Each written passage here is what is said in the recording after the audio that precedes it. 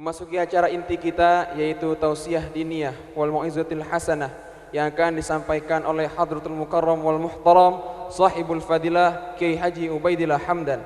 Kepada beliau dengan segala hormat kami persilakan. Shallu ala Muhammadin.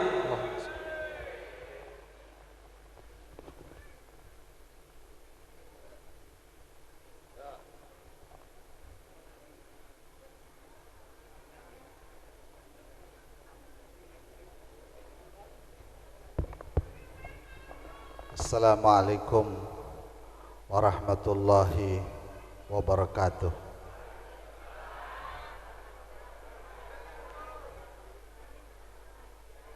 Alhamdulillahil qail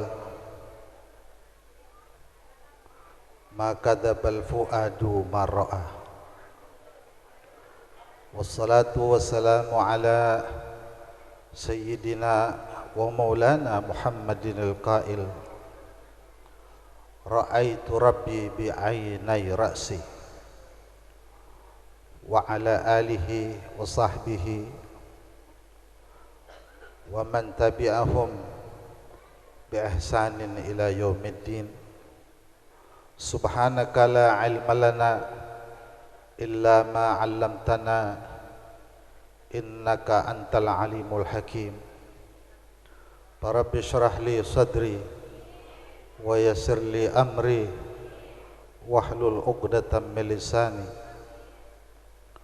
wahdi qalbi bihaqqi sayyidina Muhammad wahdi qalbi bihaqqi sayyidina Muhammad wahdi qalbi bihaqqi sayyidina Muhammad sallallahu alaihi wasallam. Amma ba'du, hadratil mukarramin wal muhtaramin, segenap para alim ulama, para kiai, para asatidzah, para ustadzat yang saya sangat hormati dan saya cintai, terlebih khusus guru kita tercinta Sahibul Ma'had Kiai Muhammad Ramdhani beserta keluarga dan para ulama lain yang saya tak sebut satu demi satu. Semoga Allah berikan panjang umur, sehat afiah, diberikan kekuatan lahir dan batin untuk senantiasa istiqomah mengajarkan kita tentang syariat Nabi kita Muhammad sallallahu alaihi wasallam. Segenap para sesepuh dan tokoh masyarakat, para orang tua, para hujjaj, aparatur pemerintah, wabil khusus Bapak Lurah kita yang tadi telah menyampaikan sambutannya, juga Bapak RW, segenap Bapak RT yang hadir. Semoga Allah berikan kekuatan, kesabaran di dalam mengayomi dan menjaga masyarakat kita, dan dikuatkan di dalam ikut serta dalam membela agama Nabi Muhammad, walaupun memang bukan sebagai ulama, tapi dengan kiprahnya semoga nanti bisa kumpul dengan ulama di sisi Rasulullah sallallahu alaihi wasallam. Juga segenap para hadirin hadirat, bapak-bapak, ibu-ibu sekalian, saya emang gak lama-lama ini ngomong. Orangan nanti nasinya dingin. Hah, ngapa? Iya, lon madang, nanti nasinya dingin. Tadi kan motong sampi, nanti sampinya dingin. Dah, saya memang begitu adanya yang banyol be ceramah ya ora semenggah. Tapi ini malam sangat luar biasa, saudara. Mengapa? Lah kagak sari-sarinya kita ada di sini. Biasanya mah orang wadon ada yang lagi nonton TV, ada yang lagi nyeduh mie, ada yang lagi chatting. Orang lanang juga ada yang lagi main remi, ada yang lagi main catur, ada yang lagi di warung remang-remang. Cak elah elah. Lah apalah, kan gue juga lanang lu doang. Lah iya, hawa mah sama, cuman kesempatan beda. Tuh ada yang betul ngata. Ya jangan munafik, saya mah jujur aja. Ya lo kan mau wadah nur demen. Itu mah kebo namanya. Cuman kan bedanya peluangnya yang beda. Ya bener gak? Tapi malam ini kita Allah kumpulkan di tempat acara yang sangat mulia. Begitu. Karena berapa banyak malam ini orang yang kagak datang kemari, berarti memang hatinya Allah enggak giring. Dideminin baik, itu bocah hatinya disuruh selanang solonong kemana baik. Sampai walaupun dia tahu tapi dia kagak datang. Tapi lempengan saudara-saudara mah emang hatinya kesentuh, akhirnya nyampe dalam acara besar peringatan Isra wal Mi'rajnya Nabi besar kita Muhammad sallallahu alaihi wasallam. Saudara, kalau orang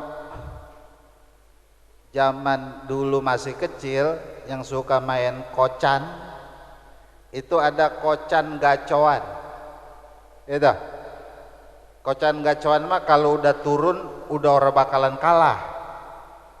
Tahu nggak kocan? Tahu ya? Bocah sekarang mau redep sama kocan. Ada HP sekarang mah. Taruh main gundu dah gitu.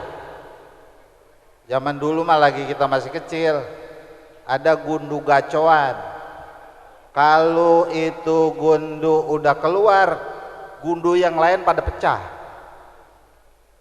Itu. Ibadah juga po, ada ibadah gacoan.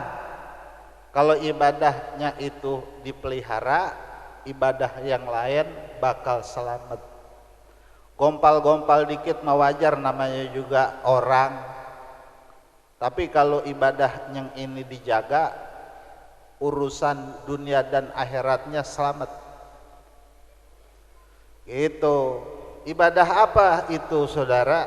Yaitu sembahyang, sholat. Mengapa dia istimewa? Dengerin. Proses kewajiban sholat beda sama ibadah yang lain. Kalau ibadah yang lain mah Rasulullah diam-diam di rumah, malaikat Jibril datang nyampein amanat dari Allah. Mau puasanya Jibril nganterin wajib puasa, mau hajinya, mau zakatnya dianterin, disampein sama malaikat Jibril. Saat malaikat Jibril nyampein, ada kalanya Rasul lagi dewek, ada kalanya Rasul bersama sahabat. Artinya bukan sesuatu yang sangat rahasia, karena orang lain tahu juga orang ngapa-ngapa. Lah kita juga kan kalau urusan yang kurang-kurang penting mah orang tahu, orang ngapa-ngapa kita kongko. Tapi lembaga yang penting banget mah kita kongko cuman berdua. Bener nggak begitu? Iya, apalagi urusan minjem duit. Rame-rame mau orang kaji. Kudu berdua itu mah. Pokoknya setiap urusan penting kudu berdua. Orang boleh ada orang.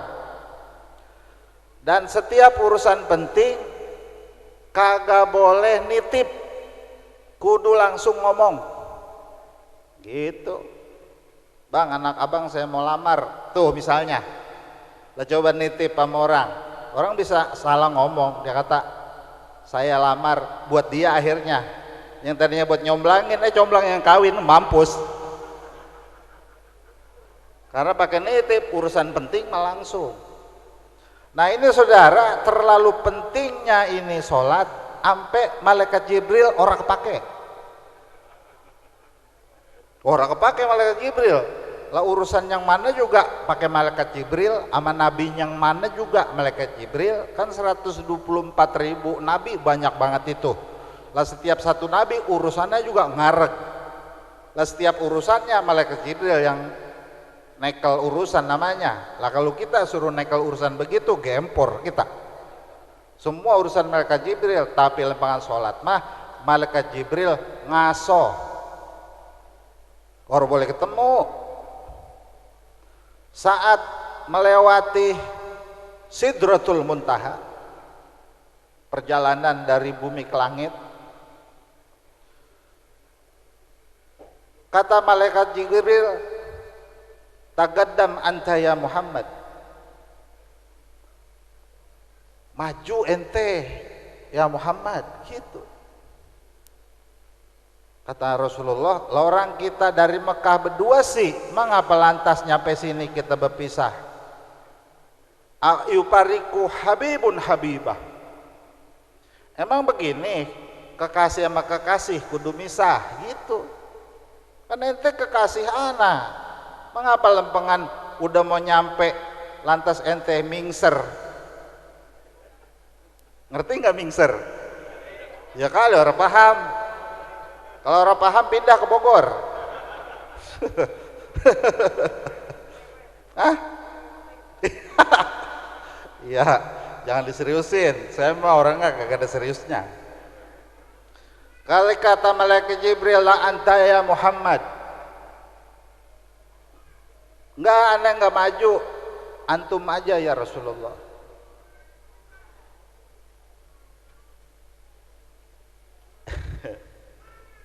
Inna likulli minna magaman ma'lumah. Sesungguhnya di antara kita punya kedudukan yang berbeda. Engkau diundang, ana nganterin. Masa yang nganterin masuk juga, yang diundang doang kali. Ya, kayak kita nganterin orang mau nikah yang make pada palang pintu. Ya lo kan palang pintu duduk di pelaminan, mampus. Dia menganterin doang, yang duduk di pelaminan mah ngantennya. Ini ngantennya Nabi Muhammad, ditunggu sama Allah Ta'ala. Makanya Nabi Muhammad doang yang maju ke dalam. Akhirnya kata Rasulullah, orang kaci. Ya lo kan Rasulullah ngomong orang kaci ya. Itu mah ibarat kalau di orang Betawi gitu. Kudu ini mah, kata malaikat Jibril. Ya dah kalau emang maksa mah anak anterin.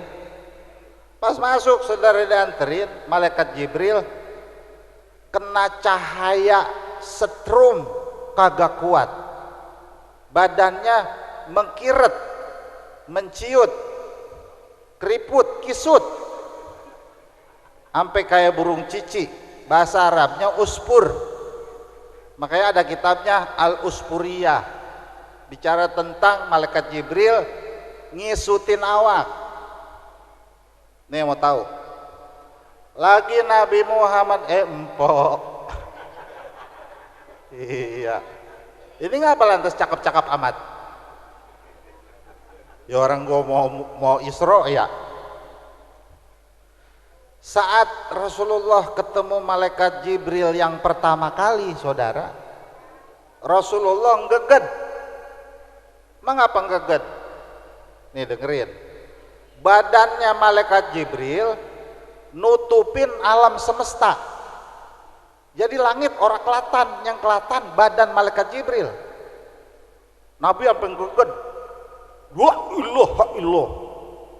Lu apaan, Bril?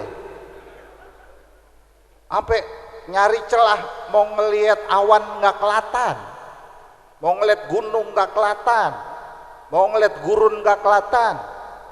di depan mata Nabi Muhammad yang kelihatan semuanya malaikat Jibril. Lo kan gede banget. Pas lagi Isra Mi'raj mah gedenya kayak burung cici. Oh, rupa-rupanya emang tiap-tiap orang itu punya kekuatan yang berbeda. Itu.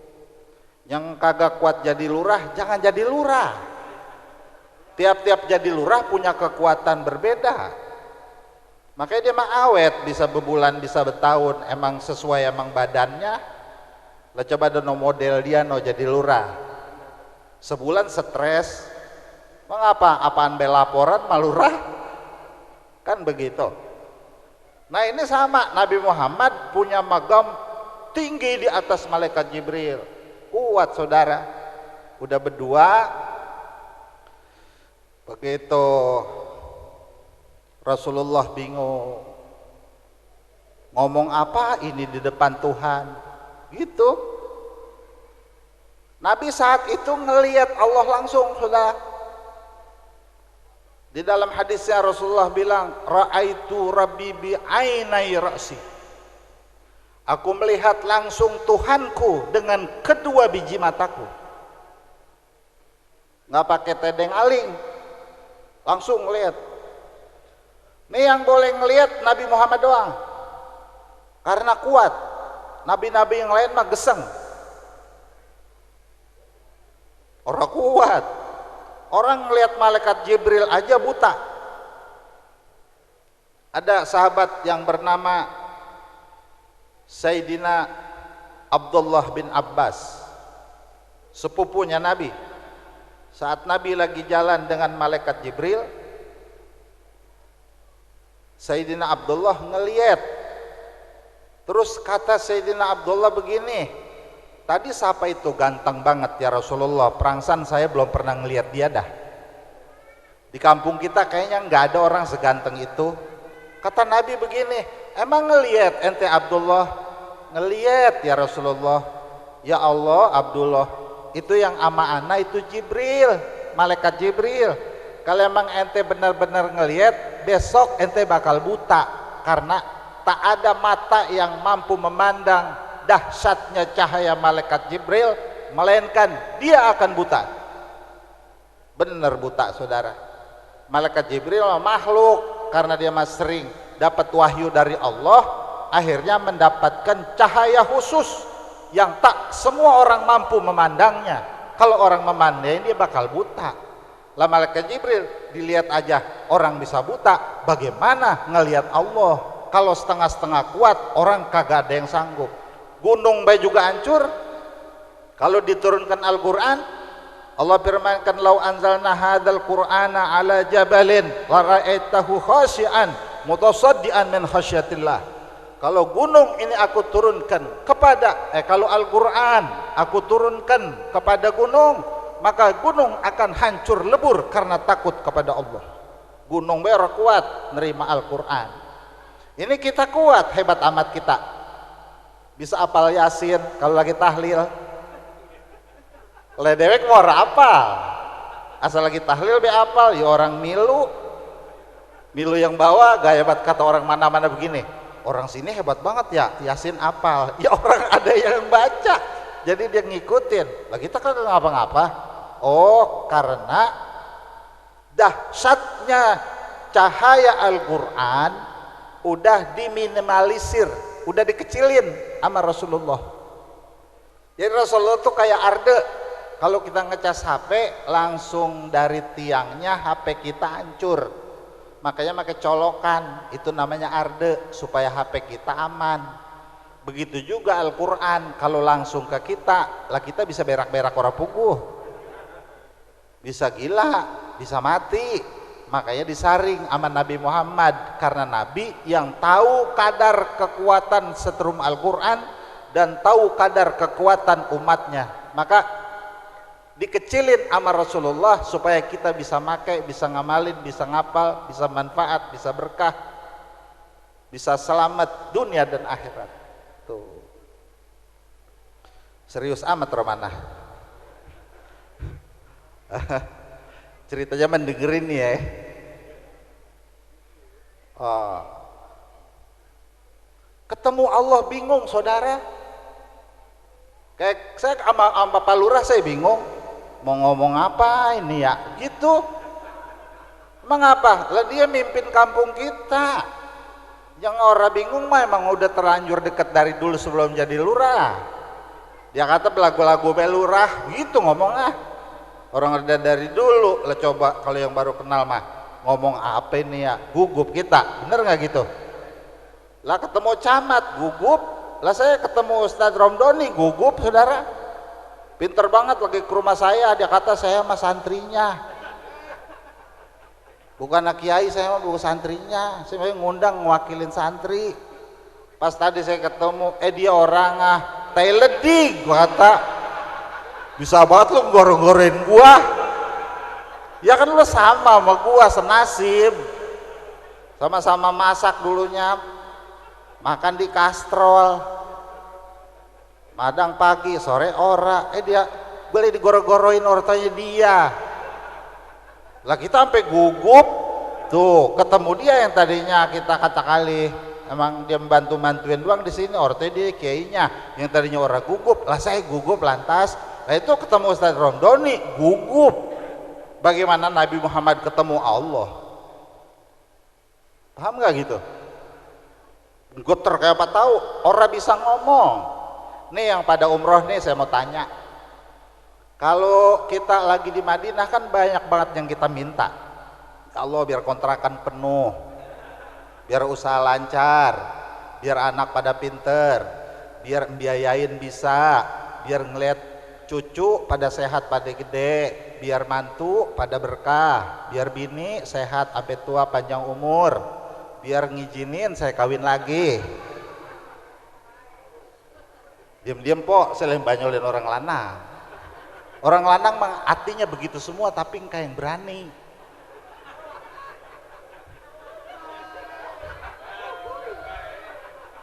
Ya kan begini juga saya, hati saya main. Perasaan mau beda kali. Sama-sama lanang. Begitu. Sampai di depan masjid, sampai di depan penjarahan, di depan makam Rasulullah saudara, yang saudara udah niatin atu-atu pengen minta, pengen tawasul, satu juga engkau yang keluar. Diem aja di makam Nabi. Gue ngomong apa ini ya? Ngomong apa ini ya? Malah mewek, malah berebel air mata. Ini ngapa jadi berebel begini? Gue bukan ngomong. Tadi kan pikiran pengen kontrakan penuh, pengen ngomong begini, ya Rasulullah saya pengen kontrakan saya penuh yang udah 50 pintu, pengen pulang umroh jadi 100 pintu. Saya mau ngejak kontrakan di mana be, di kebun orang kayak saya mau pasang baik. Dasaran saya mah RT ya Rasulullah. Dia ngomong begitu tuh, pengen apa? Lah ngapa pesan makan Nabi? Oh itu karena haibahnya Nabi Muhammad. Bagaimana masa hidupnya saudara? Makanya sahabat di depan Nabi maka gak ada yang bisa ngomong, pada diem baik. Nggak ada yang berani natap Rasulullah. Yang berani natap Rasulullah sahabat cuma dua. Pertama Sayyidina Abu Bakar, yang kedua Sayyidina Umar. Yang lain nggak bisa mandang Nabi Muhammad. Kenapa? Terlalu besar haibahnya, gantengnya luar biasa. Orang kalau kebangetan ganteng kita ngelihat langsung nunduk, betul nggak begitu? Yang kita bisa pandang makanya ganteng nggak separoh. Ya, kita ngelihat orang wadon yang cakepnya luar biasa, orang kuat kita mandang kita langsung nunduk. Yang bisa kita lihat mah yang cantiknya biasa-biasa baik. Rasulullah gantengnya luar biasa, nggak ada manusia.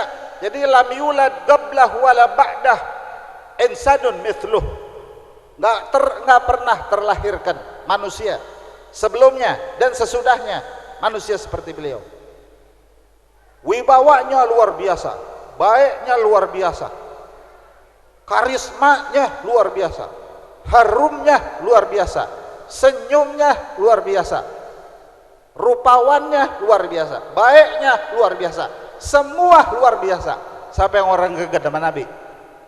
Diam be ya Rasulullah, diam. Orang bisa ngomong apa? Ini mah bukan nama Nabi, ama Allah yang menciptakan Nabi. Nabi be gemeter.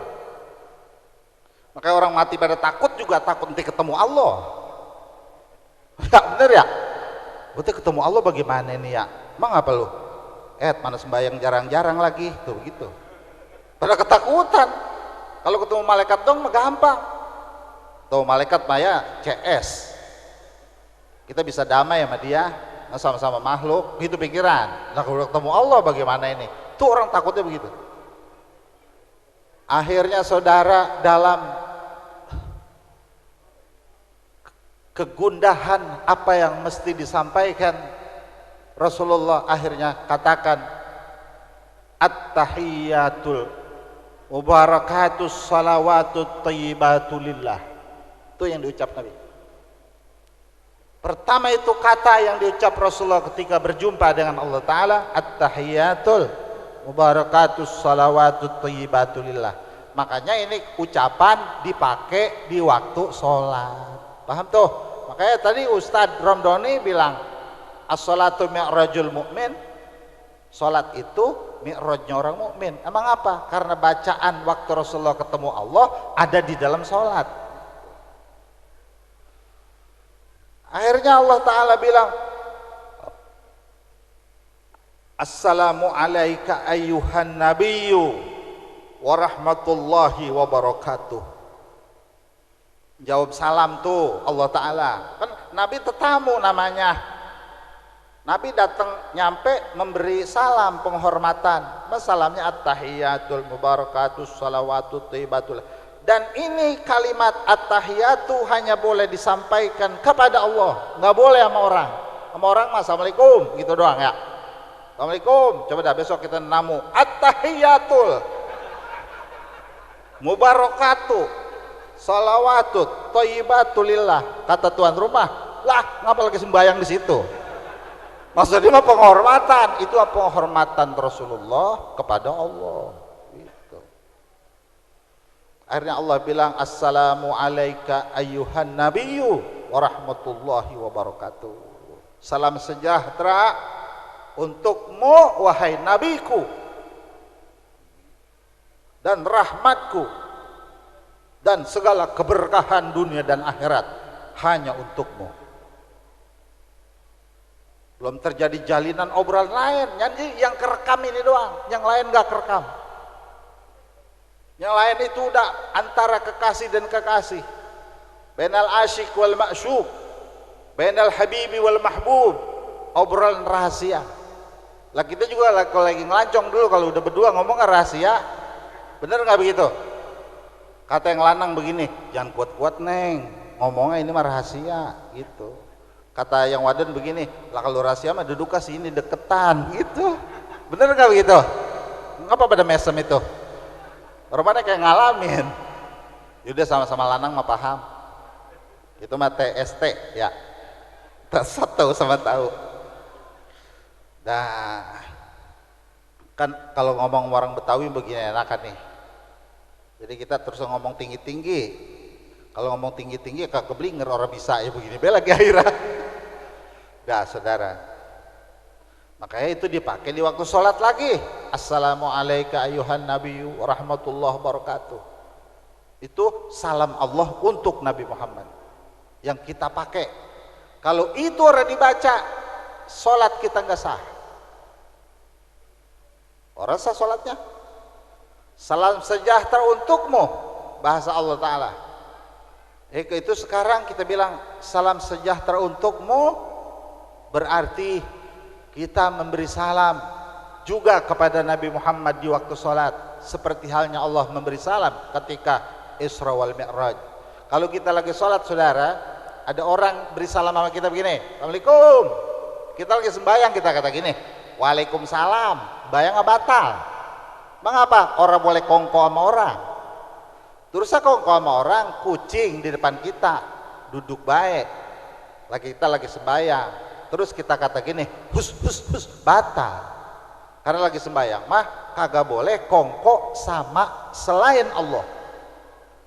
Atau ada anak kita meled-meledin di depan, terus kita meledin dia juga walaupun nggak ngomong, batal. Anak kita kata gini, ayah, le, gitu. Terus kita lagi sembahyang, lidah kita peledin juga, le, gitu. Batal bayang walaupun kau ngomong karena komunikasi kepada selain Allah. Tapi kalau kepada Nabi Muhammad tidak komunikasi, batal sholat. Nggak bilang assalamualaikum ayuhan nabiyyu rahmatullahi wabarakatuh. Begitu tuh kita kagak baca sampai salam, sholatnya nggak sah.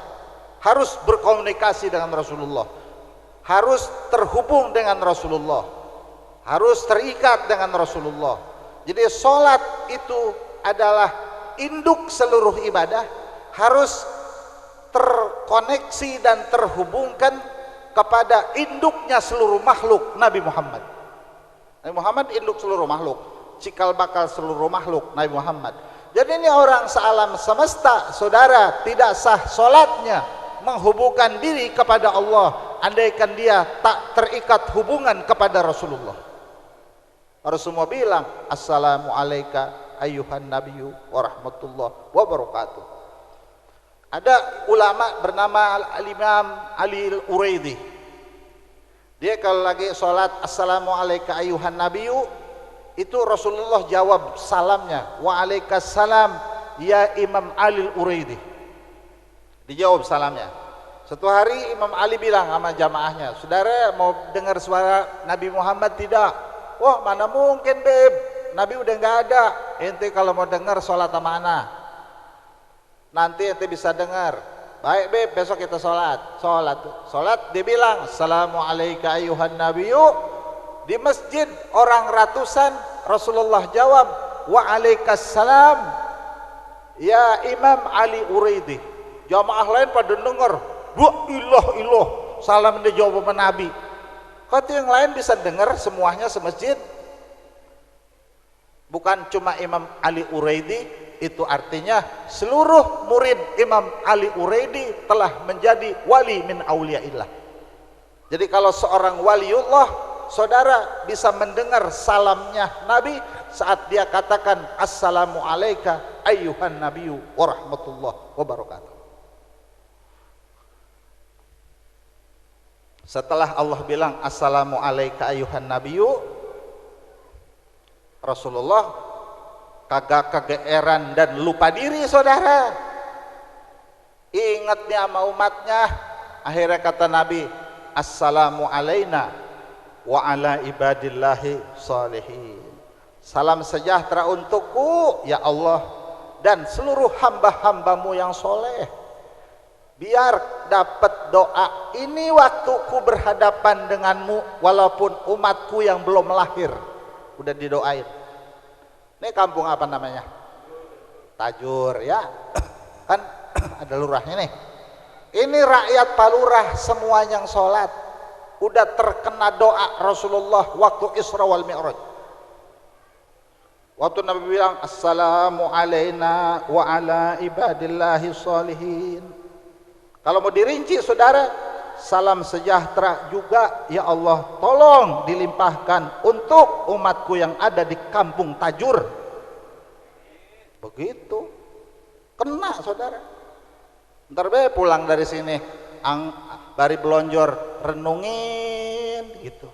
Iya ya lah kita nyalon ada, Nabi udah mikirin kitanya belum berdosa, Nabi udah mohonin ampun. Kitanya belum ibadah, surga udah dimohonkan sama Allah Ta'ala. Kurang bagaimana Rasulullah?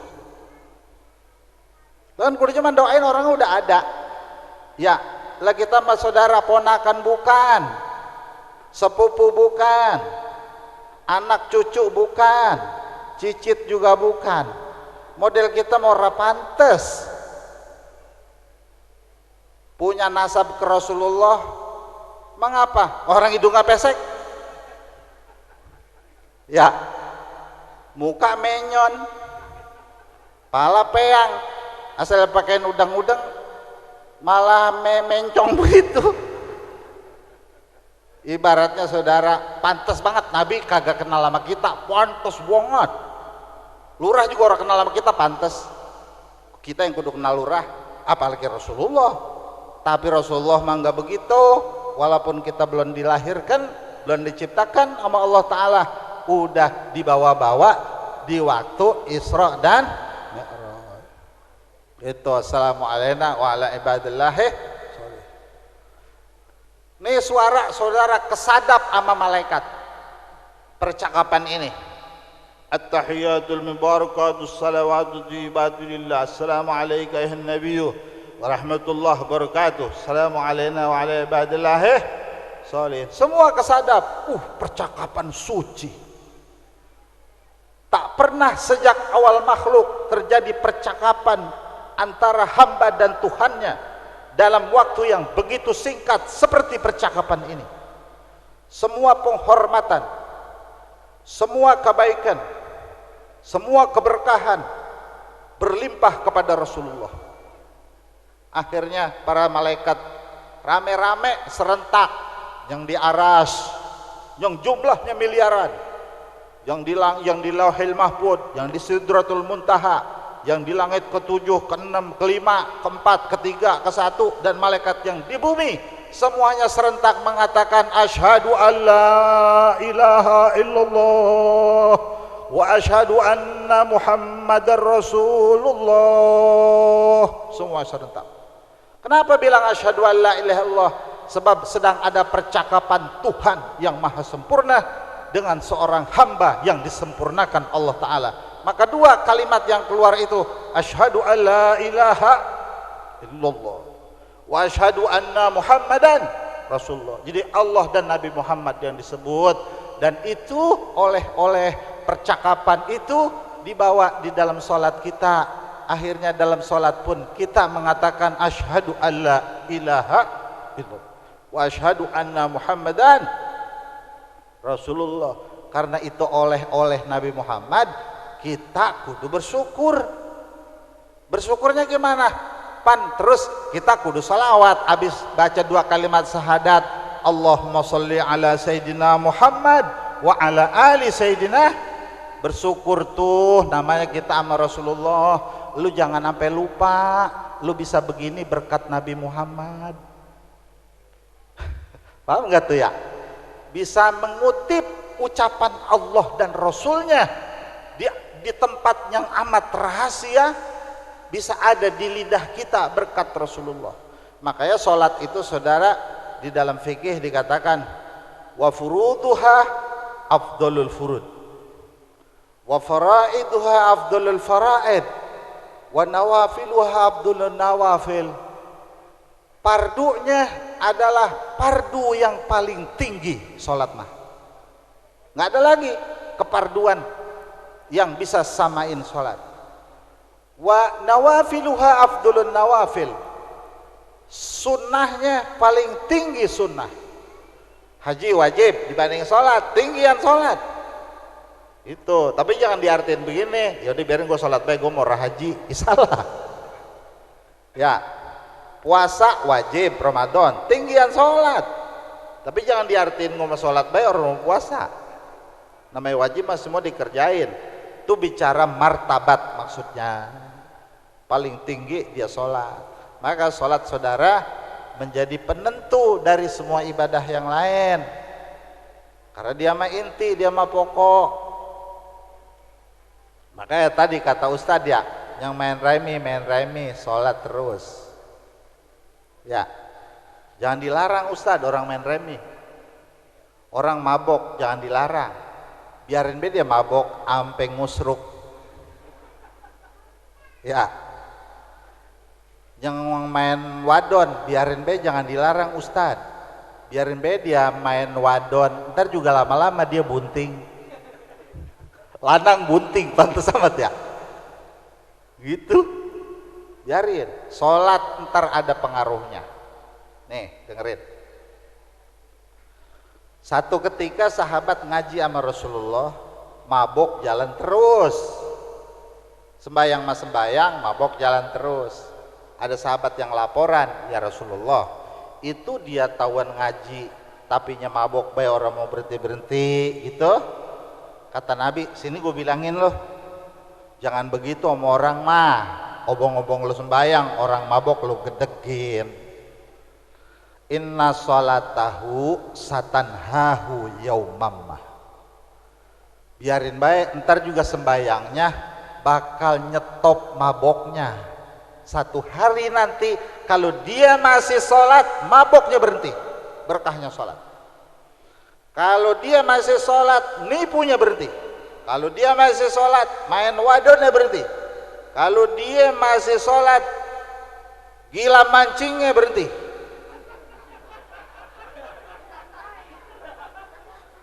Kalau dia masih sholat, gila main layangannya berhenti. Biarin baik dulu. Orang mau berubahnya ada tahapannya. Oh, mau sekaligus baik. Begitu. Kata orang Waden begini, enak banget tuh aki-aki pada. Dia mah begitu doang juga orang. Empo juga begitu, sama, bayang-bayang. Yang penting mah. Ntar yang lainnya bakal ngikut, saudara. Sebab ibadah yang paling gede magnetnya untuk membentuk orang menjadi saleh adalah sholatnya. Asal sholat bener, saudara, sholat bener, itu soleh dewek. Cuman buat bener bagaimana? Ngaji, itu jadi balik ke ngaji lagi. Ya lo kan ilmu, orang diajiin bisa. Ya kan ibarat orang main silat.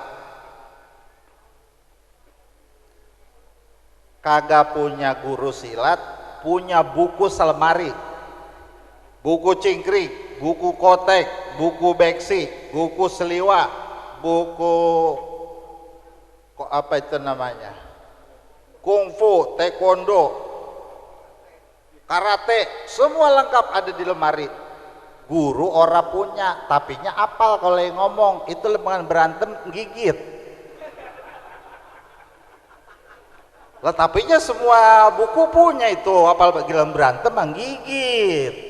Lah silat mah kudu diajarin, mukulnya, nangkisnya, geprak, gitu kudu diajarin. Ada satu orang punya buku pisan, giliran berantem, ya maju terus. Dia mah gerakannya rapi. Emang apa? Walaupun nggak punya buku, dia mah dibimbing sama guru. Sembayang juga begitu, bukan boleh lelietan. Ruku kudu ada gurunya, itidal ada gurunya, ngangkat tangan ada gurunya. Guru yang boleh ngaji sama guru yang dapat dari guru, bukannya guru yang boleh baca sama nonton YouTube. Sekarang kan di YouTube kalau kita buka cara sholat keluar itu, ya ora kaci, itu mah film. Yang namanya guru mah kudu yang ambekan. Lantar kalau begitu lebaran kita datengnya nyium HP. Ya kan lebaran kita nyium tangan guru. Orang kita punya guru namanya sujud kudu ada guru yang bener bagaimana. Bukannya ndakom kayak kodok. Orang ke gurunya apa gitu. Ya angkoban. Lah itu ngapa membayang kayak kodok itu? Engkau gurunya. Jadi semua gerak-gerik rukun di dalam sholat. Mulai takbir sampai salam kudu beguru, sebab ini mah inti ibadah. Rasulullah bilang awwalu ma yuhasabu bihil abdu yaumal qiyamati shalah. Dengerin kata Rasulullah, nanti di hari kiamat semua amal ente dihisab, ditanya atu-atu. Yang pertama dihisab itu salat ente. In saluhat saluha sairu a'malihi kulliha. Kalau sholatnya benar, semua amal yang lain kebela bakal benar. Wa in pasadat sairu a'malihi kulliha. Kalau sholat ente acak-acakan atau sholat ngajinya ora, duit mah banyak, kontrakan mah penuh, ngaji ora, disonoh jadi orang paling susah. Di sini mah duit asal mau, di depan rumah juga asal keleang diangkat gocap di bawah. Ya kan kebangetan kaya namanya. Ya ini keleang mulu, coba angkatlah gocap begitu kebangetan kaya. Kok bisa begitu? Ya orang dia mengepet. Ya kan beda hasilnya, ya enggak? Lah kita mengojek pun males-malesan, pakai orang dapat. Kalau dia rusak, udah deh jangan diharap. Semua amal ibadahnya rusak gara-gara sholat. Nah maka itu saudara, hadiah penting dari Rasulullah. Alhamdulillah titipan dari Nabi udah ada di rumah kita. Titipan dari Nabi udah ada di hati kita. Tinggal kita pakai, kita jaga, kita pelihara, nanti segala hidup kita akan berimbas menjadi barokah, saudara. Habib Zain bin Ibrahim bin Smith dalam kitab Al-Fawaidul Mukhtarat, beliau katakan, man ahsana wudu'ahu ahsana salatahu. Siapa orang yang rapih ngambil wudunya, maka bakal rapih salatnya. Jadi dari wudu dulu tuh saudara, gitu. Dasar pondasinya wudu. Bagaimana ngerapihin wudunya? Pardunya belajar, sunnahnya belajar. Ustaz, ajarin saya wudu yang rapih. Saya nggak mau lama, mesti rapih sekarang. Gitu. Ustaz, saya mau belajar sunnah wudu. Saya mau belajar, mau rapih, nggak mau lama, mesti sekarang saya bisa sunnah. Karena berangkat dari wudu, bersih semua, gitu. Terus saudara bersihin, ada bersihin lahir, ada bersihin batin. Kalau bersihin lahir cuma 4 anggota, muka, tangan, pala, kaki, 4 saja yang dibasuh, semua bersih hadasnya, sekujur tubuh hadasnya bersih. Ada bersih batin, wudu batin namanya. Wudu batin itu saudara, bersihkan kita punya akhlak, bersihkan kita punya kelakuan, bersihkan kita punya ucapan, bersihkan kita punya hati. Nanti kalau wudu zohirnya dia bersih, bersih dewek akhlaknya, bersih dewek dia punya hatinya pelan-pelan. Nanti ahsana salatahu, salatnya menjadi baik, menjadi bersih. Belajar ilmu salat. Ustaz, saya mau orang arti, kalau udah setua ini salat masih belum tahu ilmunya, saya mau ngaji Ustaz, bab salat aja. Saya mah kudu gece Ustaz. Tahu nggak gece bocah sekarang? Bocah sekarang kan masih kecil, belagu lobat kalau ngomong, disingkat-singkat, gece. Terus apalagi bete. Saya tanya, Neng, emang bete apaan? Nggak tahu ayah. Loh, nggak tahu sih lu kata. Kalau ayah tahu singkatannya bete, apa ya? Bau tai. Bete itu berarti lagi bau tai. Oh, lagi bete banget nih, bau tai emang. Ada gece, jangan lama ya gece katanya. Gerak cepat. Saya pengen ngaji Ustadz yang rapi, ajarkan saya sholat. Saya pengen ibadah inti saya kuasai. Nanti sunnah sholat Ustadz, yang sunnah abad, sunnah hayat, sunnah sebelum sholat, sunnah setelah sholat, saya pengen bisa Ustadz. Saya takut ibadahnya ini yang rusak. Saya memang orang punya apa-apa. Saya memang dari dulu mau zakat yang mau orang bisa, emang saya memang mustahik zakat terus. Saya menerima zakat dari dulu. Saya mah kalau puasa juga emang perut orang kuat, emang saya mah punya lambung. Kodok mulu saya mah. Saya mau haji ya apalagi, boro-boro berangkat haji Ustaz. Saya mah Tanabang juga belum pernah. Saking susah aja kan begitu. Lalu kan apa emang puasa orang bisa, zakat juga orang semenggah, sampai sholat kagak. Lah kan kebangetan, emang ibadah tinggal atu-atunya. Ya lo kan pengen nyelamatin dalam kubur, cuman pidiah doang 6 karung. Kata malaikat, idih, enak amat loh. Dilempangan mati pakai beras 6 karung. Udah gitu juga mana pidiahnya lama banget ya ngeluarin. Ya kudu rapih yang lainnya, sholatnya biar rapi. Ustadz, saya pengen ibadah saya rapi gitu. Kalau sholat kudu rapi, sholatnya rapi, baru kata beliau, waman ahsana sholatah aslahallahu umura dinih wa dunyah. Kalau orang sholatnya udah rapi, nanti Allah perbaiki langsung urusan dunia dan akhiratnya. Dunia akhirat bakal dirapihin. Ya Allah, ini saya begini amat, dirapihin. Sholat wudu rapih, nanti semua urusannya bakal Allah Ta'ala rapihkan. Maka mudah-mudahan acara Isra Mi'raj malam hari ini membekas pada diri kita, meningkatkan iman kita, meningkatkan nilai-nilai ibadah kita. Istiqomahlah, peganglah ajaran Rasulullah sampai akhir hayat kita. Jangan ada yang menghalangi itu. Saya kasih tahu, saudara boleh kaya, tapi jangan kekayaan saudara menghalangi untuk ikut Rasulullah. Saudara boleh punya jabatan tinggi, tapi jangan jabatan itu menghalangi saudara untuk ikut Nabi Muhammad. Apapun status dan posisi saudara sebagai manusia, ikuti Rasulullah, ikuti ajaran Rasulullah, karena semua kita akan berpulang dari ini dunia menuju tempat yang telah disampaikan oleh Nabi Muhammad, farikun fil jannah au farikun fis sa'ir. Mudah-mudahan kita selamat dunia dan akhirat, sehat wal afiat, berkah segala urusan kita. Allah Ta'ala berikan pertolongan, berikan kesabaran. Maka inilah saja yang dapat saya haturkan. Mohon maaf segala kekurangan. Akhirul kalam wal afu minkum. Wassalamualaikum warahmatullahi wabarakatuh. Allahumma barik lana fi Rajab wa Sya'ban wa ballighna Ramadana, ighfir lana dzunubana. Ini bulan Rajab yang mulia, bulan pengampunan dan berdoa, bulan bertobat para hamba pada Allah yang Maha Esa. Allahumma barik lana fi Rajab wa Sya'ban wa ballighna Ramadana, ighfir lana dzunubana.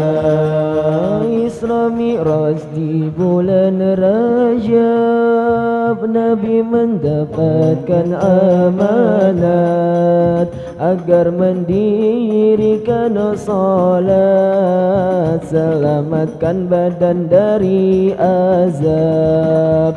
Allahumma barik lana fi Rajab wa Sya'ban wa ballighna Ramadana, ighfir lana dzunubana.